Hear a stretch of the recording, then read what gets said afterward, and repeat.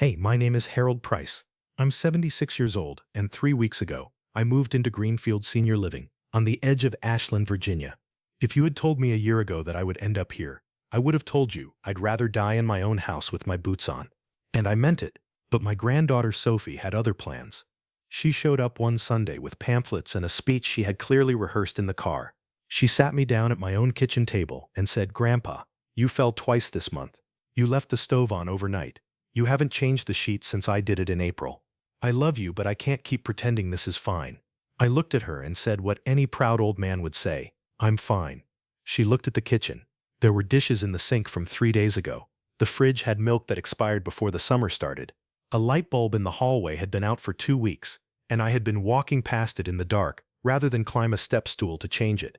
Sophie didn't argue. She just stared at me with her grandmother's eyes, the same soft hazel that Margaret used to turn on me when I was being stubborn, and said, "Grandpa, you're not fine. You're disappearing." That word did it, not because it was dramatic, but because it was true. After Margaret died 5 years ago, I didn't fall apart the way people expected. I didn't stop eating. I didn't stop getting dressed. I didn't sit in a dark room and refuse to move. I just got quieter. I stopped going to the diner where we used to have Saturday breakfast. I stopped walking to the park bench where we used to sit in the evenings. I stopped answering the phone after 6 because that was when Margaret and I used to talk about our day, even though we had spent the whole day together. I kept the house clean enough. I fed myself enough. I existed enough. But Sophie was right. I wasn't living. I was just still here, and there is a difference. Margaret and I were married for 49 years. We met at a county fair when I was 23 and she was 21. She was standing in front of the pie contest table, arguing with a judge about whether her mother's blueberry crumble had been scored fairly. She was 5'4" with curly auburn hair and a voice that could carry across a cornfield when she was angry. I watched her for about 30 seconds, turned to my friend Cal, and said, "I'm going to marry that woman." Cal laughed and said, "She'll eat you alive." He wasn't wrong, and I loved every minute of it. We raised 2 sons, David and Paul. We built a house on Linden Street with our own hands, and by our own hands I mean Margaret drew the plans on the back of a grocery bag, and I spent 3 years trying to make them work. We fought about money and in-laws and whether the living room should be painted green or blue. She won most of the arguments. I pretended that bothered me, but the truth was, I liked watching her win. She was magnificent when she was right, and she was right about almost everything except the green paint, which looked terrible, but I never told her that. She got sick in the spring, 5 years ago. Pancreatic cancer. The doctor said 6 months. She lasted 8 because Margaret never did anything on anyone else's schedule. Those last months were the quietest of our marriage. Not because we had run out of things to say, but because we had said everything that mattered, and what was left was just being together. She died on a Tuesday morning in October, while I was holding her hand. Her last words were, "Harold, don't you dare sit in that house and feel sorry for yourself. I'll haunt you." I promised her I wouldn't, but promises made to a dying woman at 3 in the morning are the easiest kind to break because the only person who could hold you accountable is gone. The funeral was on a Friday. The church was full. People said beautiful things. Someone read a psalm. Someone else told a story about Margaret correcting the mayor's grammar at a town meeting, which made everyone laugh and cry at the same time. After it was over, I drove home alone, walked inside, and sat down in the kitchen chair across from hers. Her reading glasses were still on the table. Her cardigan was still draped over the back of the chair. The house smelled like her lotion, something with roses. And I sat there breathing it in until the sun went down, and the room turned dark, and the smell faded into nothing. That was the night the quiet started.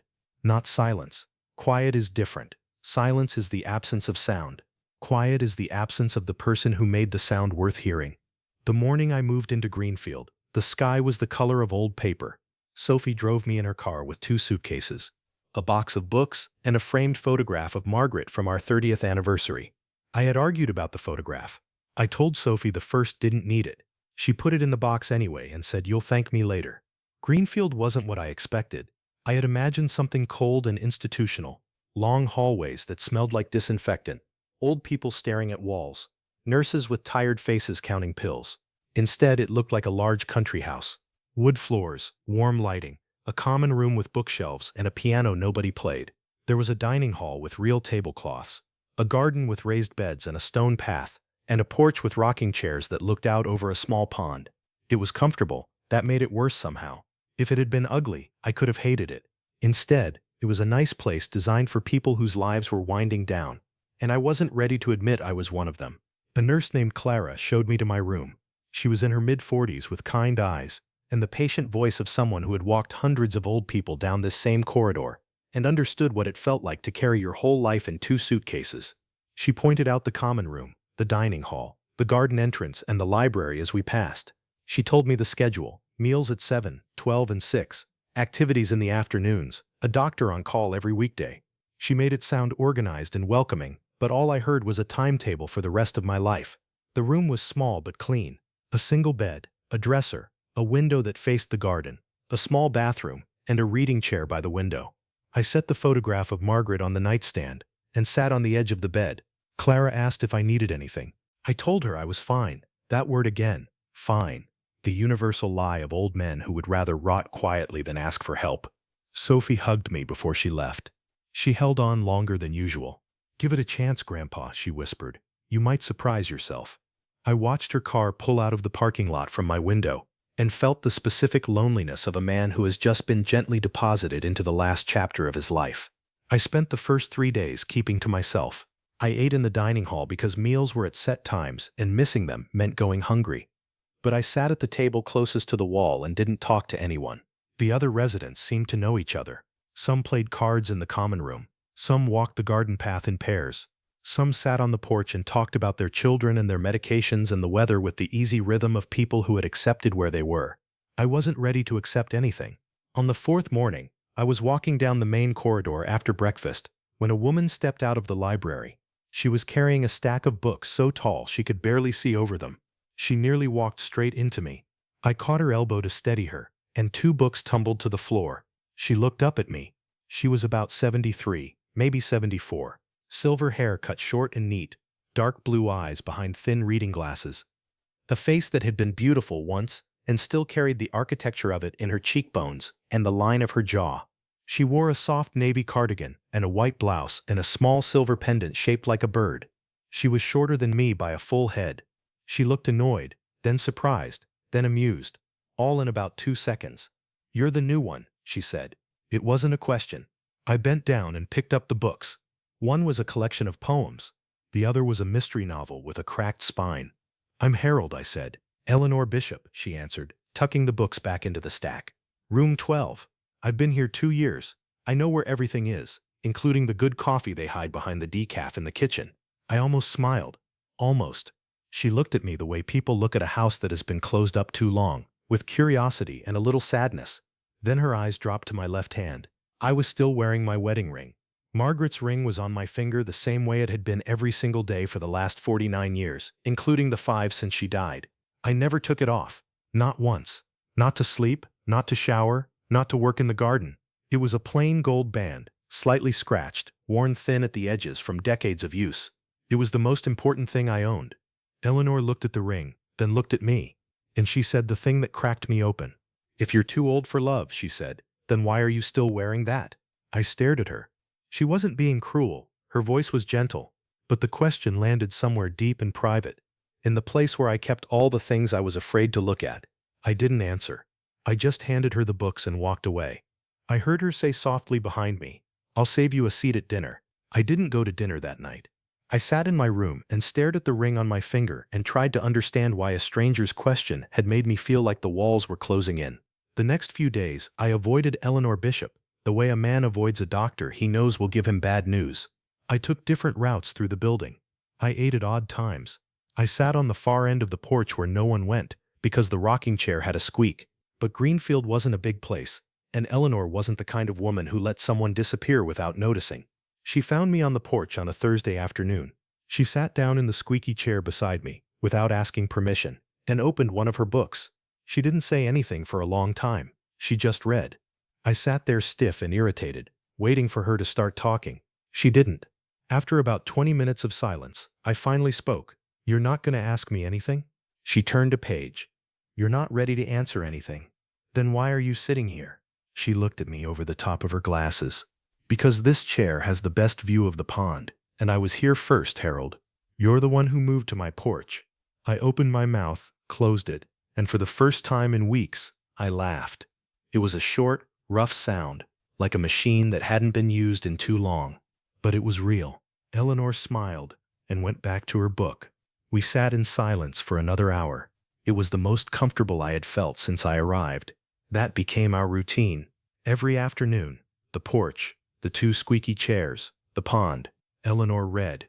I stared at the water. Sometimes we talked, sometimes we didn't. When we did talk, she told me things slowly, the way you feed a bird that might fly away if you move too fast. She had been a school librarian for 31 years in Richmond. Her husband, Frank, had been a postal worker. He died 7 years ago from a stroke while mowing the lawn on a Saturday morning. She found him face down in the grass with the engine still running. The paramedics came, but there was nothing to be done. She told me that part without flinching, the way people do when they have told a story so many times it is worn smooth like a river stone. But I noticed her hand tightened on the cover of her book when she said the word grass. She had 2 daughters, both living in other states, both calling on Sundays, both worried about her, both too far away to help with the daily things. She moved to Greenfield after she fell in the bathtub and lay on the tile for 4 hours before a neighbor heard her calling. I wasn't angry about falling, she said. I was angry that I had become someone who could lie on a floor for 4 hours, and the only creature who noticed was my cat. I asked what happened to the cat.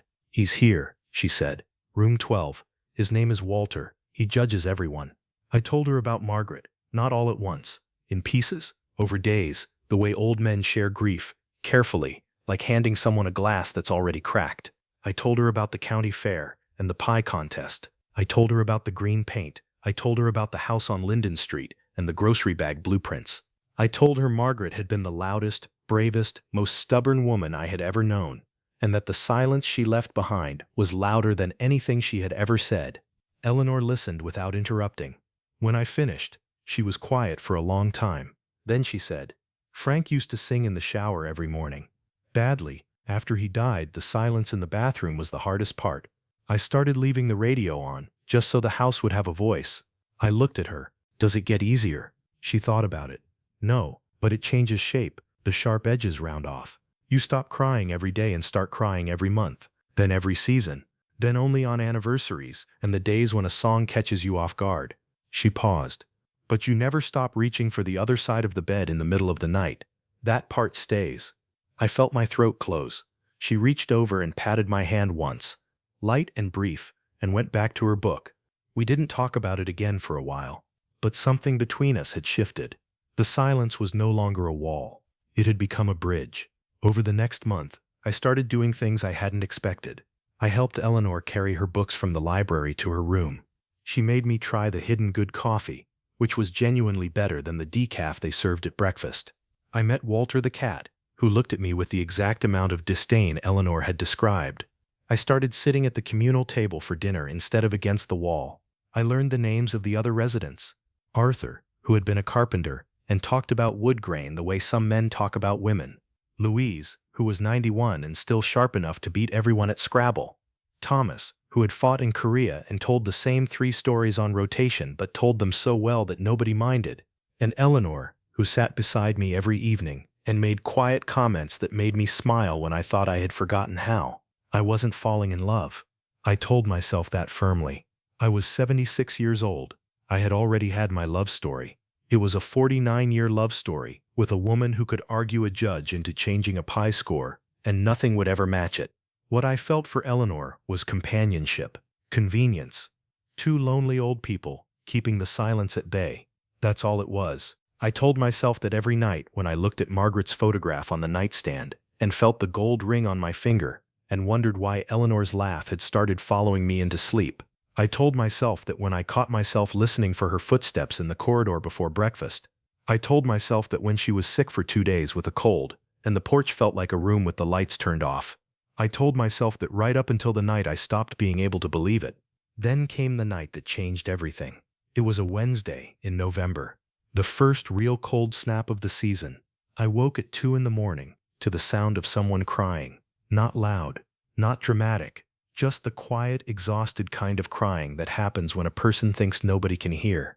I put on my robe and followed the sound down the corridor. Eleanor's door was open a few inches. I could see the thin line of light from her bedside lamp. I knocked softly. The crying stopped. Eleanor. A long pause. Then her voice, hoarse and embarrassed.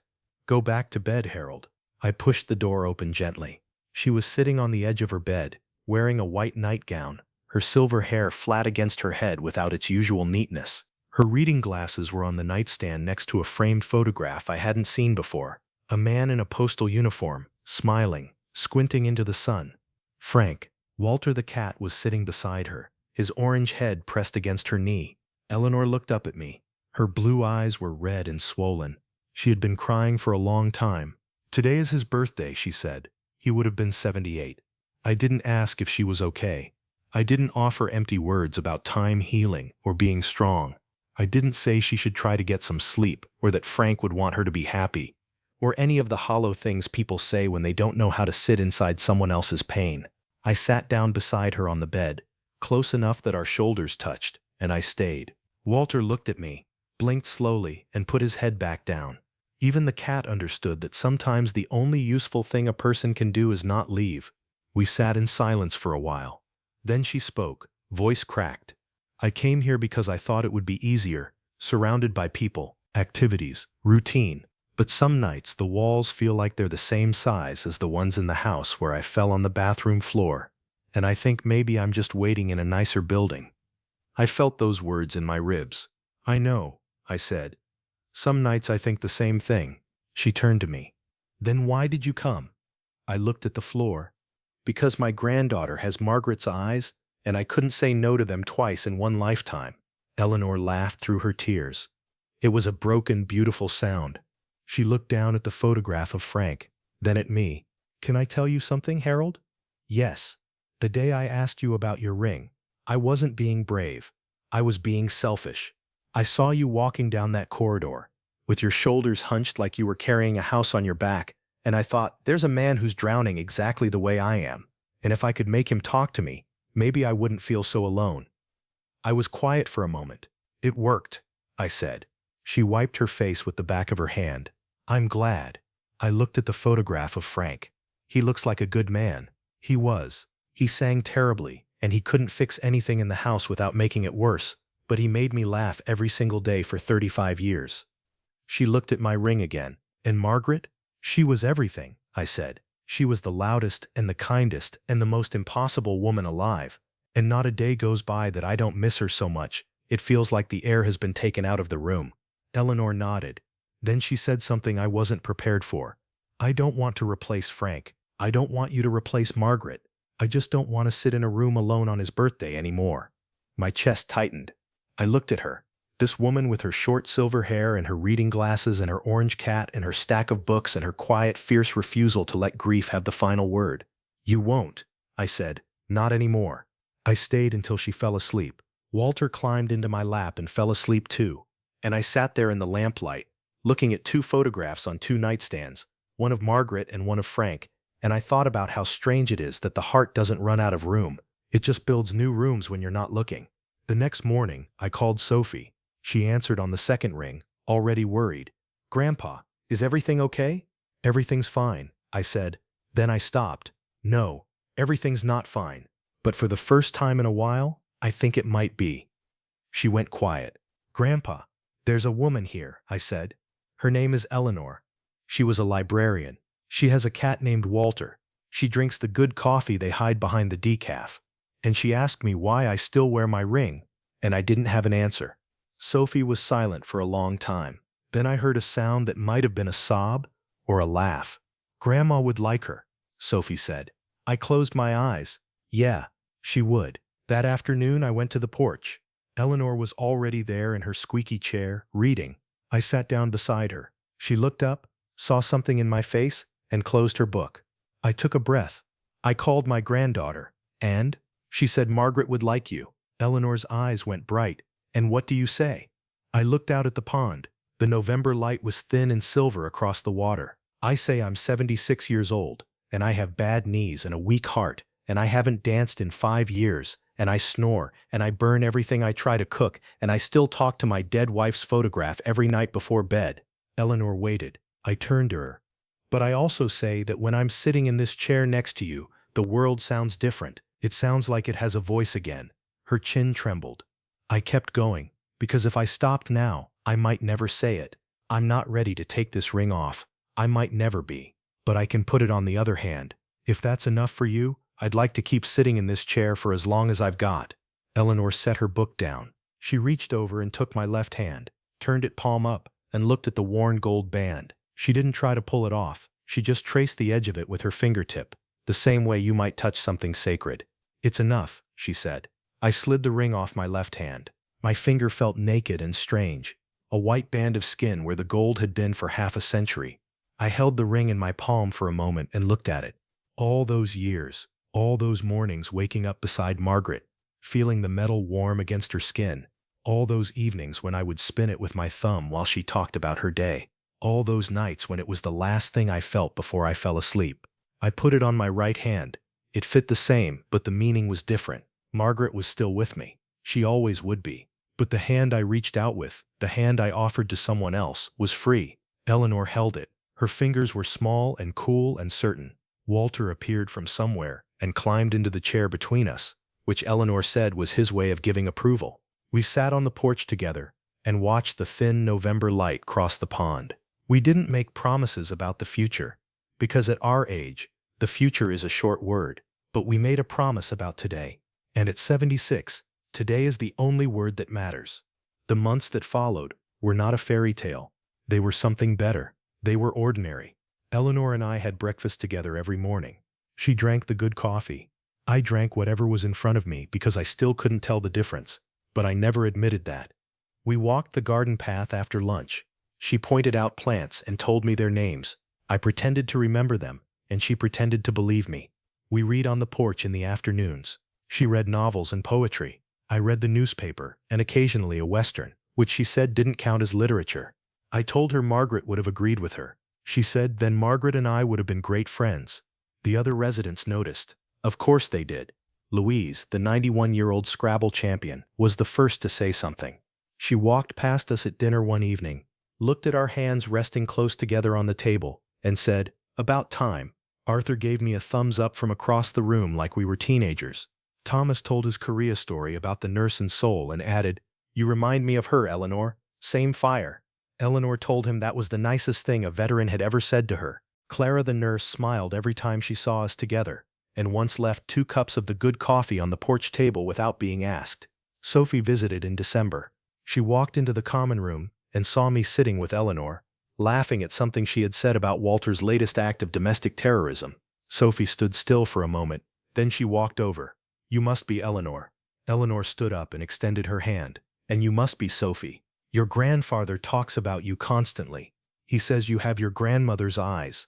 Sophie's face crumpled.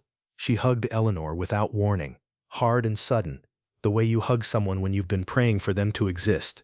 Eleanor looked startled, then softened, and put her arms around my granddaughter. I watched them hold each other, 2 women I loved, one who had brought me here, and one who had given me a reason to stay. When Sophie pulled back, her eyes were red. She looked at my right hand and saw the ring. She understood. "Grandma would be so happy," she whispered. I reached up and touched her face. "She is." My son David came in January. He was less easy. He stood in my room looking at Margaret's photograph on the nightstand, then at the second coffee cup on my dresser that Eleanor had left that morning, and said, "Dad, don't you think this is a bit fast?" I looked at him. "David, I'm 76. I've had 2 falls this year. My doctor keeps adding pills. There is no slow at my age. There is only now or never." He rubbed his face. "I just don't want you to forget Mom." "I could never forget your mother," I said.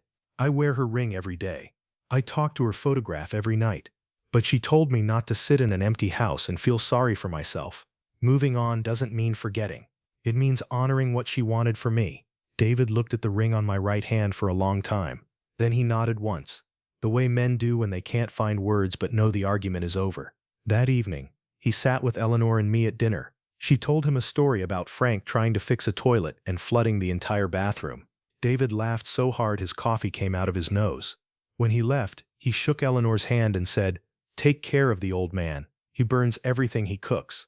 Eleanor smiled. "I know. That's why I do the cooking." I watched my son drive away and felt something I hadn't felt in 5 years. Not just contentment. Hope. A word I had stopped believing applied to men my age. Margaret used to say that hope was just stubbornness wearing a nicer outfit. She was probably right. She usually was. On a Tuesday evening in early spring, the Greenfield staff organized a small dance in the common room.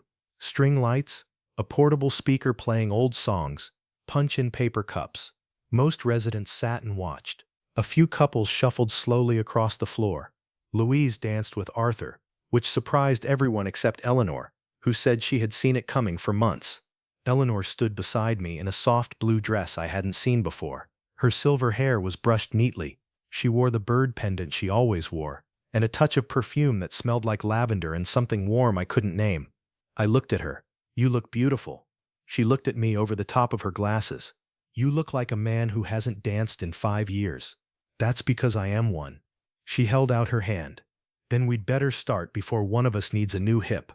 I took her hand and we walked to the middle of the floor. The song was something slow and old, the kind Margaret used to hum while she washed dishes. I put one hand on Eleanor's waist and held her other hand in mine. We moved slowly, carefully, the way old people dance. Not because the music demands it, but because every step is a small negotiation with gravity and pride. My knees ached. Her hand trembled slightly in mine. Neither of us mentioned it. At our age, you stop apologizing for the body. You just ask it to hold together for one more song. She leaned her head against my chest. I felt her breathing slow. "Harold?" "Yes. Thank you for staying that night." I knew she meant the night I found her crying on Frank's birthday. "Thank you for asking me about the ring," I said. "If you hadn't, I'd still be sitting against the wall pretending I was fine." She tilted her face up and looked at me. Her dark blue eyes were bright and certain, and full of something I recognized because I was feeling it too. "I love you, Harold Price," she said. "Not instead of Frank. Not because I'm lonely. Because you sat with me in the dark and didn't try to fix anything. You just stayed." I looked down at her. This woman who had asked one question on a Thursday morning and unraveled every wall I had spent 5 years building. "I love you too, Eleanor Bishop," I said. "Not instead of Margaret. Because of her. She told me not to disappear. You're the reason I listened." She smiled. The music played. We danced slowly under the string lights, while Louise clapped from her chair, and Arthur whistled, and Clara the nurse pretended she wasn't crying behind the punch table. I held Eleanor close, and felt the gold ring on my right hand pressed gently between our palms. Margaret was still there. Frank was still there. But so were we. Still standing, still moving, still reaching for each other in a world that expected us to sit down and wait quietly for the end. We didn't wait. We danced. And if you're listening to this, and you think you're too old, or too broken, or too far past the part of life where love is allowed, I need you to hear me. You're not. You're not too old. You're not too late. The heart doesn't retire. It doesn't close. It just waits for someone brave enough to knock on the door and say, "I see you're still wearing that ring. Why?" And when someone asks you that question, don't walk away like I did. Stay. Answer. Let them sit in the squeaky chair beside you. Let the silence turn into a bridge. Because at 76, I learned something Margaret probably knew all along. Love doesn't end when someone dies. It just changes hands. And if you're lucky, if you're very, very lucky, someone reaches over on a cold November night and holds the hand you finally made room for. That's what Eleanor did. That's what I let her do. And I will never be fine again. I will be something much, much better. I will be alive.